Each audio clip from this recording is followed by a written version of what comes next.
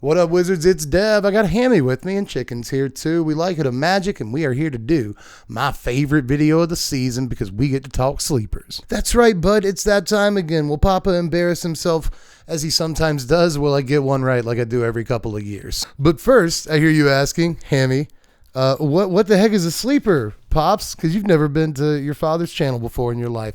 And I'm glad you asked, because with each new set that comes out, it seems like there's more and more hype to go around. And that means that this is probably one of the most looked at sets in recent memory. Everyone has overturned every single stone imaginable to look at Mom, right? That was a weird sentence, wasn't it, Ham? But anyway, we've really looked over this set a lot as a community, so it's tough to find 10 cards that aren't looked at enough, but I think we pulled it off as usual. So let's see if any of these cards are good or not, Ham. I think they might be. Let's go. Top 10 sleepers in March of the Machine. And I'm your favorite Magic Channel's favorite Magic Channel. Best believe that the professor go bananas for my deck tech. And we're back. First of all, quick apologies to people who thought I only had cats. I also like dogs. How do you not like him? Look at him. This guy. And second of all, like and subscribe. Self-promotion bit over. Third of all, Ham card of the video. You just knocked a card off the couch face down. What could it possibly be? I don't know why I'm not looking at it. It's face down. Oh, you got a cut down. Ham, that's not a bad pull there, Ham. Remember, stay tuned for the couch card pull of the video a little bit later on at the end there. But anyway, good job, Ham. That's a decent pull there, bud. Playable. But anyway, let's talk about some sleepers, starting with the honorable mentions, because you know me, I can't help myself. This time around, I have an honorable mention and a half. I want to call this 2 cards, but I think I like Marauding Dreadship more than I like Norn's Inquisitor. That's why one is smaller than the other on your screen. Marauding Dreadship gets to be the larger card here, but I do like Norn's Inquisitor like a little bit, but there's a reason it's in both of these really are honorable mentions. I fully believe that neither one of these cards are truly good, to be honest, but at least Norn's Inquisitor puts like a body and an artifact out. So that's like 2 things you could sacrifice to a Rite of Oblivion, or other things that want you to sacrifice stuff, or just the things that you might want an artifact out for. Who am I? You know, like, I don't know stuff, but I do know that this doesn't compare super well to other like white 2-drops, Ambitious Farmhand, Spirited Companion, blah, blah, Thalia, right? But I will say that if you need a dude that provides an artifact, you've got it. And it even kind of provides 2 bodies. That's not bad. But Marauding Dreadship, I said that this looked like a similar card. It's just because it makes an incubator token. Is that really the only reason I thought these were similar? Perhaps, but one way or the other. Marauding Dreadship looks okay. I really wish it had Trample to make up for the 1 toughness, but I do really like the haste on this. I think it might take some people by surprise every now and again. It's also 2 artifacts. Like, I guess that could matter for some decks. Just a lot of things. Card is not great. I fully acknowledge both these cards aren't good. That's why they're in the honorable mentions, but I just can't stop thinking about either one of these, so I wanted to at least bring them up. It's probably the only time anyone on the internet will ever talk about these cards, so like, good for you guys. The hand pulls continue. This happened off camera, but he actually found a Sorrow's Path. It's maligned as like the worst Magic card of all time. I think this video is becoming just about Ham couch pulls, so video within a video, but there are sleepers. There are sleepers in this video, so let's look at number 10, the actual list. Kami of Whispered Hopes. Did you even know this card existed? I feel like 0 people have talked about this thing. But it's kind of a winding constrictor that does other stuff, and it's not like as hard to cast as Constrictor, at least in terms of like color requirements. So that's kind of nice. In your commander decks, it can kind of be another Constrictor or Hardened Scales or Bloody, you know, whatever. It's a card like that. Like, if you want more, if you like +1/+1 counters, this guy gives you more. There's a lot of cards like that, and usually they cause like 2 mana. You know, we saw the Ozolith in this set, and it's kind of like this card. It only costs 2 mana. It's like harder to remove, so that seems okay. You know, I think the Ozolith is the more powerful card, but it's cool to see this even at 3 mana, which is kind of a lot. You know, like 50% more for this kind of card than Winding Constrictor. Not necessarily a deal, but at the same time, it's just this line of text, and like this line of text tends to be somewhat relevant. So I'm surprised that I haven't seen like literally anyone like mention that this is a card in the set, especially considering that with almost every card in the set, people are like, hey, did you know this is a card in the set? And like, just no one's done that with Kami. Sorry to get all aggro on you. That was a bit loud. I apologize, but let's keep it chill. Anyway, this card it doesn't seem good That's why it's number 10. You know what I mean?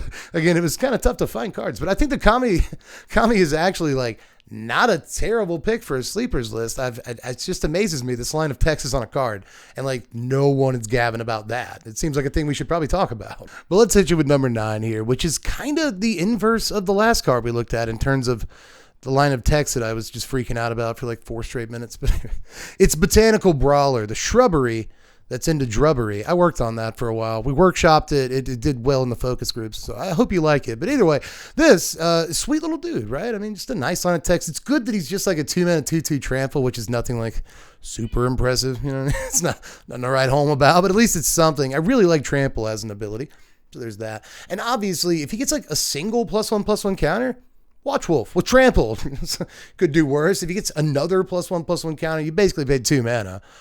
For a 4/4 trample. By turn 4, I could see him being a 5/5 like relatively easily. So like pretty decent guy. And I haven't heard anybody else say that for some reason. It just seems like obviously good to me. And we're not discussing him. Oh, but did you want like rares on this list? I'm sorry.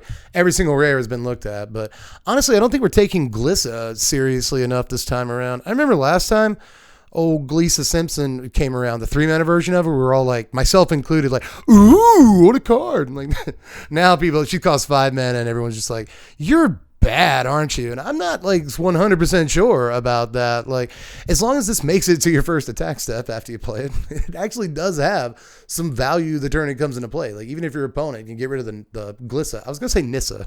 Names are too close. But if your opponent can blow away the Glissa, then it's possible that you still kind of get 2 2/2s out of that. Not the ballet equipment, but like the stat line. You 2 2/2s out of that. 4 total power. I mean, you have to pay more mana, but you paid 5 for Glissa, so like it stands to reason that you can eventually make these into creatures without too much stress. That's kind of nice. And then every mode kind of plays well with itself. I'm trying really hard to make that sentence not sound weird. Obviously, this can give itself the Glissa ability, First Strike and Death Touch, but that's also giving all your Phyrexians. That's your Incubator tokens, your Sheoldreds, your Gixes, your Phyrexian Flesh Gorgers. You know, there's plenty of Phyrexian stuff. Your Elish Norns, if you got those in your deck. So like, there's plenty of Phyrexian creatures that are like actually standard playable that this, you know, one line of text could be pretty good with. I mean, Sheoldred swings with First Strike and Death Touch. I mean, it already had Death Touch, but Sheoldred swinging with First Strike seems like okay. The Phyrexian Flesh Gorger swinging with First Strike seems freaking all right. So, I don't know. Could be a decent stat or ability, but also, just like transforming all your incubator tokens, like, sure, whatever. Again, that synergizes with itself. So my main point about this is that, yes, it does cost 5 mana. 100% does do that. But at the same time, again, the ETB value, sort of the same turn it comes into play value, is relatively okay on this. And if it sticks around for more than one turn, it can technically put 4 more power into play, you know, like just a couple of turns swinging. And you can have so much stuff that even if your opponent deals with the Glissa, then like they still have to deal with all these guys. You know what I mean? So I could see this actually being like pretty decent and kind of a, you know, just snowballing turn over turn, like massive drowning in value. I could see it being okay, but it does cost, yes, commenter, I see you. You've typed it. All of you have typed it. It does cost 5 mana. It's a lot. You're going to cost 5 mana in standard right now. You have to be like incredible. And there's a few of those in this set, you know? So I'm not sure this quite makes a grade, but I don't hate it as much as everybody else seems to. My number 7 is Flywheel Racer. Have you seen this? Have you heard about this? First of all, I love the name of this card. Like somebody in the Wizards, you know, writing room or whatever you want to call that, was just like, hey, what's a random part of a car? A crankshaft racer? And that sounds a little bit inappropriate. Flywheel racer. Yes, flywheel. That's a part of a car. I bought those on Gran Turismo before. So yes, Flywheel Racer. Doesn't fly, but that's not what a flywheel does. But anyway, like neat little card, honestly. This is a 2-mana rock. We don't really get those in standard too much, and when we do, they tend to suck, hence this card. But I think this sucks less than you might think. It's 2 mana for a 3-power thing that crews for just 1.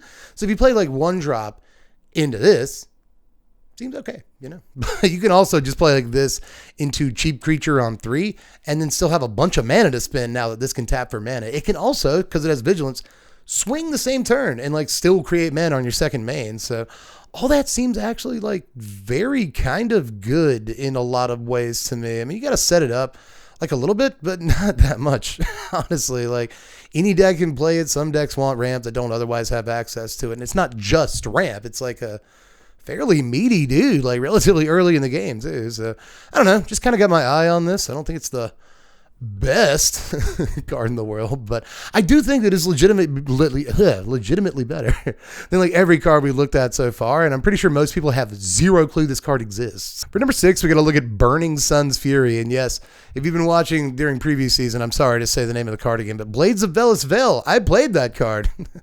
This is actually like a playable card back in the day, and it was just takes people by surprise. 4 damage, like just 4 extra damage for 2 mana and instant speed is like not the worst thing already, but this card can be free. It can just kind of be free, and like it can also just let you attack with creatures your opponent didn't account for like the turn before. Like the fact that this gives haste is actually like kind of a little bit huge, especially if you have ways of like making tokens with planeswalkers and you give them haste or something. But I think that a deck like that probably wouldn't want a card like this. Like it's probably got to be a pretty strict aggro deck that also wants to play spells like this, like Is It Spells or something, that also has enough creatures to actually take advantage of a card like this. So I think its applications are actually like kind of narrow, but in the decks that it does go in, I think this is actually like a massively powerful card that'll end games like way more often than you think. So just be on the lookout for this. I have experience knowing that this is a good card, and this is just a strictly better version in like multiple ways of a card that I've already beaten like a lot of people's faces in with. So just take a look at this. Now, Ham, for number 5, we got to look at Farahs Dispersal, which I think this is a lofty statement, but like before it's all said and done, I think this may go down. Do I really want to say this on the internet? I think this may go down as the best, one of the best. There you go. One of the best unsummoned variants of all time. I really do, man. There's going to be times where you kind of don't mind casting this for the 3 mana cost if you absolutely have to. If you got all the mana, you just mana rich, you know. Probably won't mind casting this on like turn 6 at the end of their turn if you have to. But for the most part, I think you can get this for a single mana like 85% of the time, which is more than enough. And Surveil 2 is gorgeous. It's so good. So Surveil 2 is so good, man. Like it's better than a lot of people would imagine. Because like, Fading Hope will let you scry a card, but only if you hit a small guy. And scrying is like kind of fine, but this surveils no matter what you hit, and Fading Hope doesn't let you drop an Atraxa in your yard, or like something with flashback or disturb, or like something that you can get out later, Tenacious Underdog or something like that, right? So Fading Hope ain't got that going for it, whereas this does. Surveil 2 is actually kind of a lot of Surveils too. Surveil 2 is so incredibly powerful that I would almost pay a single mana just for that alone, but getting to affect the board state at the same time, like, it's a good card. Now, my number 4 is another card that I just cannot get out of my head, and it's Progenitor Exart. This card's probably lame. If you have all the mana in the world, you can probably do some neat little combos with this, just with like artifacts entering the battlefield triggers and stuff like that. But, again, late in the game, if you got a weird or no board state, you've just been swept, or it's turn 12 and you've been swept 2 or 3 times, opponent has hit farewell and you're just not feeling very good. If you can pump, X equals 3 into this, which does require 7 mana, but it's really late in the game, then eventually you see what you've done here is you put 10 total power on the table from your top deck, and not a whole lot of top decks in Standard can actually do that for 7 mana. So, I like the scalability. I think that's actually worth a good bit on cards like this, right? So being able to play it for 1 or 3 or 5 or 7 or 9, God forbid, all of that is really good. And this is one of those cards that kind of breaks the rule that, incubator tokens tend to cost extra mana.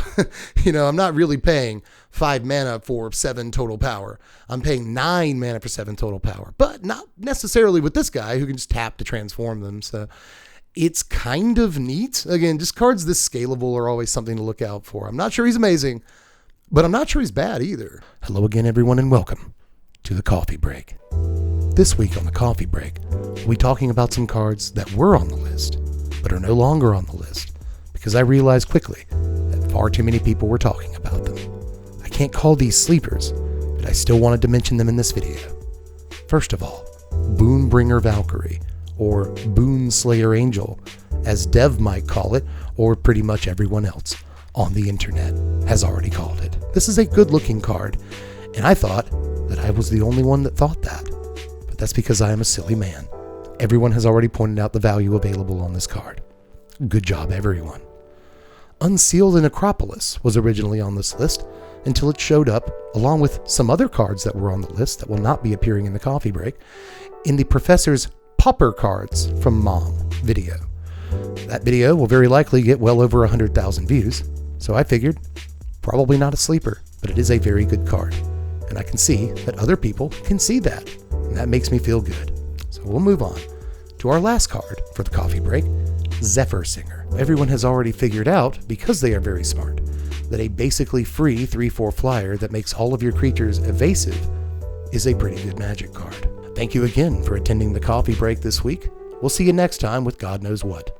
I'll send you back to Dev with the top 3. Thanks, coffee break Dev, who did not mention Ham. How rude is that, Ham? You're such a good boy. You deserve all the accolades and awards and commendations. I'm sorry I paused so much to talk to my dog and say sweet stuff to him. I really like him. He's a good dog. But anyway, we got to do the top 3 here, starting with Archpriest of Shadows. I've already said enough about the face on this card, which looks like kind of inappropriate to me. I think I've seen it somewhere before, but I'm not going to say where because I want to stay monetized. But hey, creep, her text is down here. That's where you want to. That's where you want to be looking. This is a kind of a fine looking Magic card. I keep comparing it to Olivia in my head, which is not the best comparison because Olivia didn't really see any play. Sad. But either way, I think this might be a better version of Olivia. And look, I know Olivia flies, but this is technically easier to cast, again, in terms of color requirements and in terms of the actual amount of mana you're paying for it. 5 mana is infinitely cheaper than 6 mana. And keep in mind that you can, like I said, this lady doesn't fly, but you could easily give this ability, the backup ability, to a creature when it enters the battlefield that does fly, or that is unblockable for that matter. You know, it seems good. I really like the sort of like ambushy nature of this, and I like a reanimation spell, basically, that also puts a +1/+1 counter on a creature, and also puts a body in play. How much value do you need on your reanimation spell before you're like, oh, okay, that's kind of good?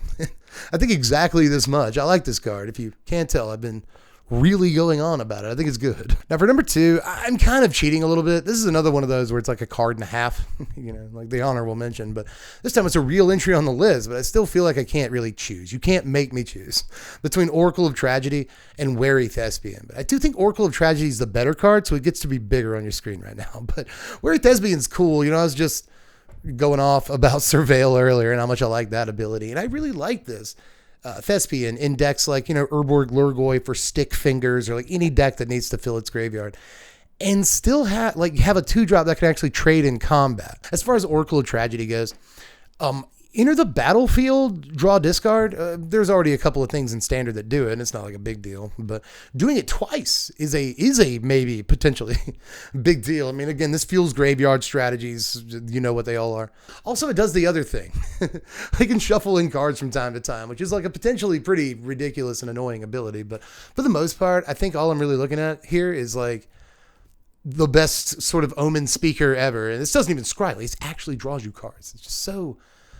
What a Magic card, you guys. Have you seen this? This is another one that, like, I'm pretty sure, like, you know, a total of like 10 to 12,000 people end up watching this, maybe more, hopefully more. Let's see, share it around. Who cares? But I do. But out of those, like, X number of people, I would imagine, like, you know, 20% of them, a solid like 2,000 or 3,000 are not going to have heard of this card yet. And I just want you to know that it's here. It's a good one. You should play with it. Probably try it. Now, my number 1, ladies and gentlemen, now that we're finally here, are you ready, Ham? You seem pretty excited about it, bud, because you know what it is. You like this card. You're the one. We were talking about it the other night. Halo Forager, ladies and gentlemen. I'm pretty sure this is very good. I don't know how much standard play this ultimately ends up seeing. Yes, I'm hedging my bets like a coward, but here are my points. I have a bunch of cards I want to, like, compare this to, and I'm pretty sure that if you're super cynical about it, they're all ridiculous comparisons, right? Like, the most ridiculous one that I've already made so far this season is Snapcaster Mage. Which, I mean, like, come on, Dev. It's not. It's not Snapcaster Mage. But I kind of like to compare this to like a Brazen Borrower or something. It's got the same stat line for the same mana, and it's got flying and all that stuff. So it's very similar in terms of the body. But just like Brazen Borrower, for an extra couple of mana, not in installments this time, but for an extra couple of mana, you can just recast a removal spell, which is better than a bounce spell. I don't know. I just really like it. I feel like you often want to play removal spells on like turn 1 and 2 in this format anyway, right? Not all the time, but a good bit of the time. Especially if you're on the draw, you find yourself burning your 2-mana removal spells pretty quickly some of the time. So this gives you the ability to do that. You know, like you don't have to save the Go for the Throat for the Shieldred and just resign yourself to getting your face beat in by the Tenacious Underdog or the Graveyard Trespasser or whatever. Like you can burn that removal spell a little bit more confidently knowing you just recast it later on the Shelly. So there's definitely some things I like about this. 3/1 flyer is meatier than you think, especially if you weren't playing during Eldraine. It can close a game faster than you could possibly imagine. So like, I want to love this card. Again, it's no Snapcaster Mage. It is silly to make that comparison, but just when you look at it like a 3-power flyer that also casts a removal spell for 5 mana, like I would pay that. What about you, Ham? You don't look sold. You really don't. Licking your lips. Is it tasty? Is it a tasty looking card? Is that what it means in dog language? I'm not sure. I really wish I could really talk to you, bud. You're a good boy. You're the best boy in the world. Yeah, give me that little wink. Anyway, hello, you're still here. I'm just talking about my puppy. But anyway, that's all the cards from today. If you didn't notice, we counted down all the way to 1. There's nothing past that. Number 0 is, anyway, just let me know like what I missed. Like if there's anything no one's talking about and you're like, well, this card looks ridiculous. Let me know in the comments section. I'm all ears. Now's a good time to kind of put our heads together before the season starts and come up with cool ideas we can do on the arenas. Also, just before we get out of here and do the couch card and we say goodbye to Ham, we're going to go I'm not going to say goodbye to Ham myself. You guys are. I'm going to go in the living room and I'm going to like lay on the floor and be like, oh, the puppy. Nom, nom, nom. Yeah, that's what we're going to do. We're going to have a great time. Then I'm going to edit this video eventually. We'll figure it out. But one thing I'm going to do soon, I think, is review some of my old sleeper content. If you're into that, make sure you subscribe and hit the bell for the notifications. I mean, this is a call to action like I'm supposed to do as a YouTuber, but it's also like honestly legitimately letting you know that pretty soon I'm going to be doing like reviews of my sleeper content for stuff like the Innistrad sets, right? Like stuff that's going to be rotating out in the fall. I think it's had plenty of time, especially after a couple of weeks of Mom Standard. We'll see like if the stuff that's about to rotate out has had plenty of time to kind of establish itself in Standard. And if it hasn't yet, I will call myself on that when we go back through those videos. So interested in that content. It's a thing we're going to be doing soon. But you're just still here because you want to see what card we pull from the couch. Isn't that right, Ham? That's why you're here. You're all smiles waiting for this part. It's his favorite part too. It's everyone's favorite part of the video. What card are we going to pull from the couch? What are you? This is a good one. This is a good one, baby. We got Deep Spawn from Fallen Empires. Ooh, look at that. Look at that. You guys ready to hear this card? It costs 8 mana. It's 5 and 3 blue. For a 6/6 trample, it's a Hominid. This creature type is Hominid. 8 mana for a 6/6 trample. During your upkeep, take the 2 cards from the top of your library, put them in your graveyard, or destroy Deep Spawn. So mill 2 during your upkeep or destroy it. Pay a blue. Deep Spawn may not be the target of spells or effects till end of turn. Does not untap as normal during your next untap stuff. If Deep Spawn is untapped, tap it. So, yeah, okay. That's actually... For a Fallen Empires card, like, I've read this card a bunch. I just always forget what it does in between readings. And, like, I'm always kind of impressed by it. Like, 8 mana is a lot. But, like, back then, if you could just animate Dead this into play or, like, somehow reanimate it.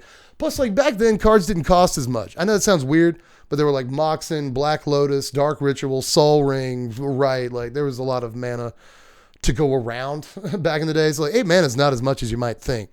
And a 6/6 trample that can make itself effectively hexproof, like, and all you got to do is mill 2 cards a turn. You can turn that into an upside really fast. So, like, I see you, Deep Spawn. You're not the worst Fallen Empires card. There's a lot of really bad ones. And you're, you know, in the top something percentile. You're not too bad. But anyway, that was a lot of time on the couch card of the day.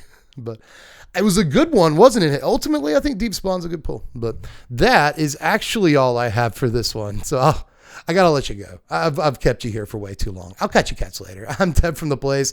Thanks for watching, Wizards. Spread love and be kind.